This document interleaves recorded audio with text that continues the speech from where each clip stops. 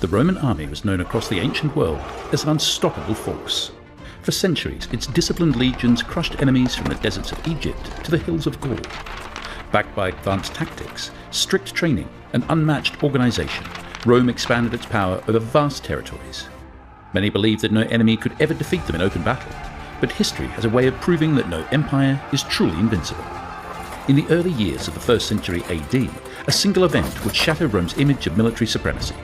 Deep in a foreign land, far from the safety of their roads and cities, 3 entire legions would march into a trap from which there was no escape. It was a disaster so great it haunted the emperor himself and changed Rome's ambitions forever. Today, we tell the story of the Roman army's biggest military disaster, Teutoburg Forest.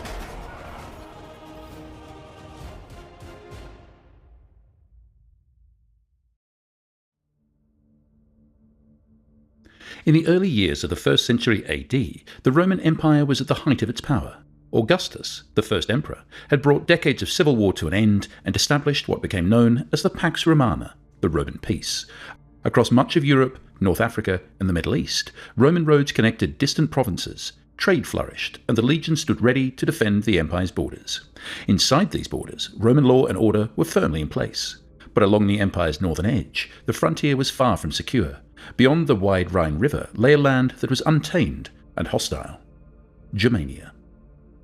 Roman writers of the time described Germania as a place of deep forests, swampy ground, and unpredictable weather. For those born and raised in the warm climates of Italy or the provinces of the Mediterranean, the land seemed dark, cold, and difficult to farm. The people who lived there, the Germanic tribes, were warlike and fiercely independent. They did not build large cities like those in Italy or Greece.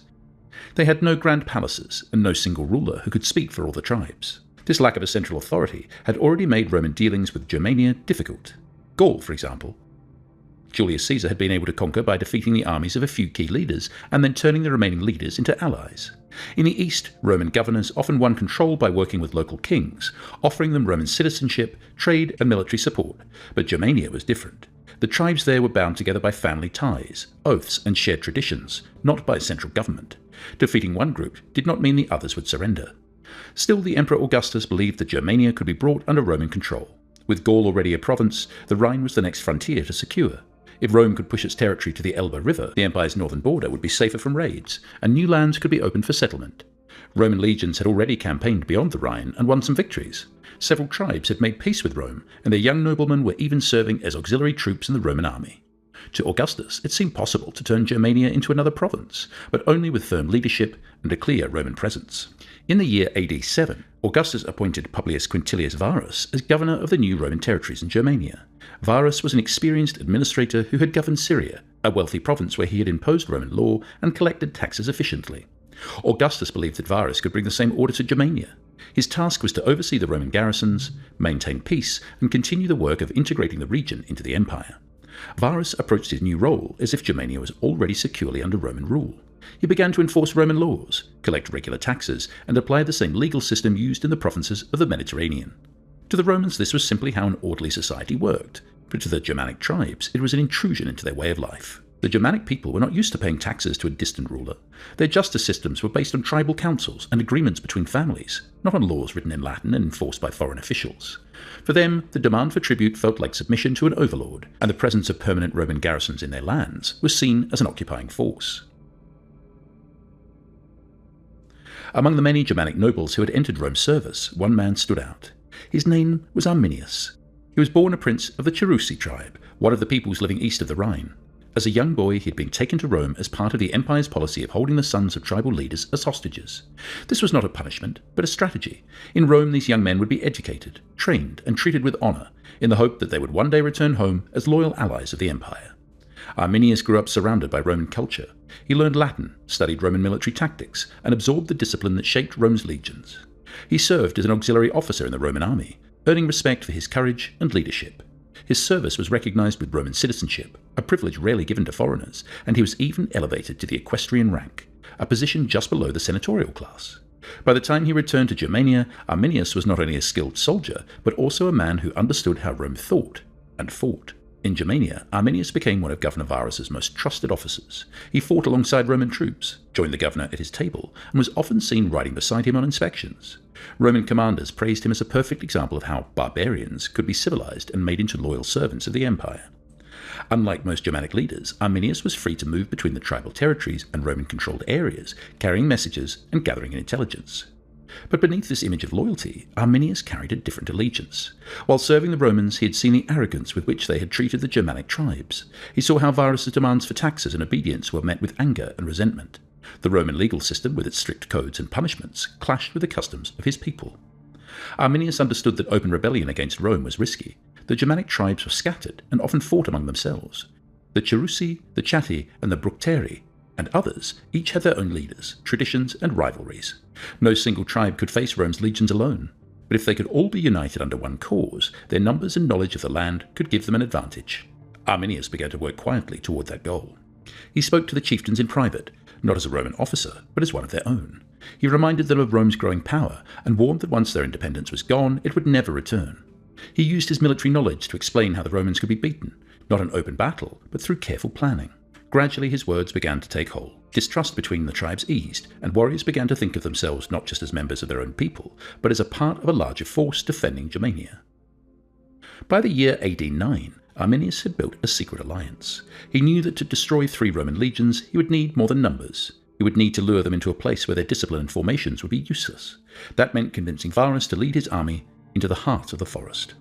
Arminius approached Varus with alarming news. A tribal uprising had broken out deep within the territory of the Cherusci. The rebels, he claimed, were preparing to attack Roman outposts. If Varus acted quickly, the unrest could be crushed before it spread. Arminius promised that his own auxiliary troops, composed of Germanic warriors who served Rome, would guide the legions safely through the difficult terrain. Varus trusted him completely. Other Roman commanders voiced concerns, warning that Arminius had been spending too much time among the tribes. But Varus dismissed these doubts. Arminius had fought loyally for Rome and had risked his life in its service. The governor saw no reason to suspect him. Confident in his officer's loyalty, Varus made the fateful decision to leave the well-built Roman roads and lead more than 20,000 men into the dense, unfamiliar forests of Germania. The route Arminius had chosen for Varus's army led toward the territory of the Cherusci, near what is now Kalkrisa in northwestern Germany. This was no open plain or straight military road. The path narrowed into a winding track that cut through a dense forest. To the north stretched swamps and marshland, their soft, waterlogged ground impossible for heavy infantry or cavalry to cross. To the south rose a line of ridges, covered in thick vegetation, which gave anyone hiding there a clear advantage over travellers below. It was a natural choke point, perfect for concealment and attack. As the Roman column advanced, its progress was slowed by its own size. Varus's force included not just 3 legions of infantry, but also cavalry, auxiliary troops, and a long baggage train loaded with supplies, siege equipment, and personal belongings. This train was the lifeline of the army, but it also stretched the column out over a long distance, making it difficult to maneuver quickly. Heavy rain began to fall, soaking the soldiers' equipment and turning the forest track into mud. Wagons struggled to move forward, and horses slipped in the wet ground. The thick canopy of the forest blocked much of the daylight, creating a dim green gloom, even at midday. The air was damp, heavy, and still. Roman legions were trained to fight in tight, disciplined formations on open ground. In these conditions, the soldiers could not march in neat lines or keep close formation. The narrow path forced them into a long, thin column. The vanguard might be far ahead while the rear guard waited to move. Communication along the line was slow and difficult. It was in this situation that Arminius made his final move. He approached Varus and offered to ride ahead with his Germanic auxiliaries to scout the road and secure the way forward. This was a normal precaution in dangerous territory, and there was no reason for Varus to refuse. Arminius left the column disappearing into the trees. The Romans continued their slow march, unaware that they had just lost their only guide, and the man they trusted most was preparing to strike against them. High on the ridges and deep in the undergrowth to both sides of the track, thousands of Germanic warriors lay hidden. They had been waiting for days, armed with spears, swords, and throwing javelins. They knew every rise and hollow in the ground, every tree that could hide a man, every path that could lead them in or out without being seen. The rain and mud that troubled the Romans meant nothing to them. They were at home here. Without warning, a roar of war cries broke the silence. It came from every side at once, echoing through the forest. From the trees above, a storm of javelins and spears rained down upon the Roman column.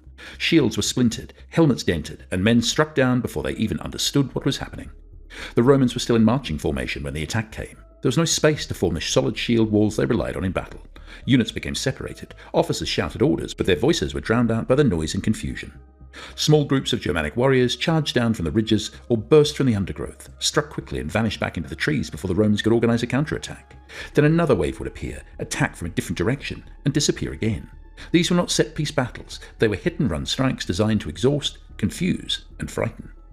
As the fighting continued, the realization began to sink in among the Roman officers. This was no random tribal raid. The timing, the location, and the coordination could only mean one thing.